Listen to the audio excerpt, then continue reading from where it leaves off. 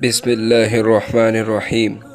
خواجہ حسن بصری رحمۃ اللہ علیہ کے حالات و مناقب۔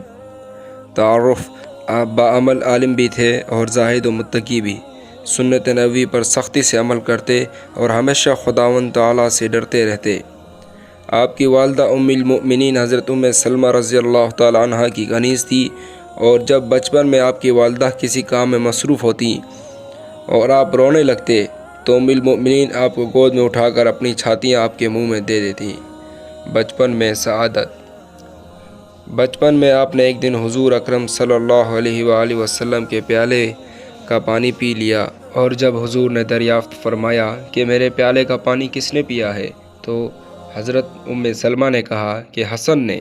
یہ سن کر حضور نے فرمایا کہ اس نے جس قدر پانی میرے پیالے میں سے پیا ہے، اسی قدر میرا علم اس میں اثر کر گیا ہے۔ حضور کی دعا: ایک دن حضور اکرم حضرت ام سلمہ کے مکان پر تشریف لائے تو انہوں نے حسن بصری کو آپ کے آغوش مبارک میں ڈال دیا۔ اس وقت حضور نے آپ کے لیے دعا فرمائی، اور اس دعا کی برکت سے آپ کو بے پناہ مراتب حاصل ہوئے۔ ولادت کے بعد جب آپ کو حضرت عمر کی خدمت میں پیش کیا گیا تو آپ نے فرمایا کہ اس کا نام حسن رکھو، کیونکہ یہ بہت ہی خوبرو ہے۔ حضرت ام سلمہ نے آپ کی تربیت فرمائی اور ہمیشہ یہی دعا کیا کرتی تھی کہ اے اللہ، حسن کو مخلوق کا رہنما بنا دے۔ چنانچہ آپ یکتائی روزگار بزرگوں میں سے ہوئے اور 120 صحابہ سے شرف نیاز حاصل ہوا۔ ان میں سے 70 شہداء بدر بھی شامل ہیں۔ آپ کو حضرت حسن بن علی سے شرف بیعت حاصل تھا اور ان سے تعلیم بھی پائی، لیکن تحفہ کے منصف لکھتے ہیں کہ آپ حضرت علی سے بیعت تھے اور انہی کے خلفاء میں سے ہوئے۔ ابتدائی دور میں آپ جواہرات کی تجارت کرتے تھے، جس کی وجہ سے آپ کا نام حسن موتی بیچنے والا پڑ گیا۔ ایک مرتبہ تجارت کی نیت سے روم گئے، اور جب وہاں کے وزیر کے پاس بغرض ملاقات پہنچے تو وہ کہیں جانے کی تیاری کر رہا تھا۔ اس نے پوچھا کہ کیا آپ بھی میرے ساتھ چلیں گے؟ فرمایا کہ ہاں۔ چنانچہ دونوں گھوڑوں پر سوار ہو کر جنگل میں جا پہنچے۔ وہاں آپ نے دیکھا کہ رومی ریشم کے ایک بہت ہی شاندار خیمے نصب ہے، اور اس کے چاروں طرف مسلح فوج طواف کر کے واپس جا رہے ہیں۔ پھر علماء اور باحشمت لوگ وہاں پہنچے اور خیمے کے قریب کچھ کہہ کر رخصت ہو گئے۔ پھر حکماء، امیر و منشی وغیرہ پہنچے اور کچھ کہہ کر چل دیے۔ پھر خوبرو کنیزیں اور جواہرات کے ساتھ تھال سر پر رکھے ہوئے آئیں، اور وہ بھی اسی طرح کچھ کہہ کر چلی گئی۔ پھر بادشاہ اور وزیر بھی کچھ کہہ کر واپس ہو گئے۔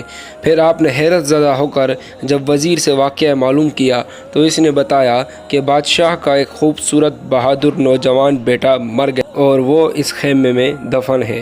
چنانچہ آج کی طرح ہر سال یہاں تمام لوگ آتے ہیں۔ سب سے پہلے فوج آ کر کہتی ہے اگر جنگ کے ذریعے تیری موت ٹل سکتی تو ہم جنگ کر کے تجھے بچا لیتے، مگر اللہ تعالیٰ سے جنگ کرنا ممکن نہیں۔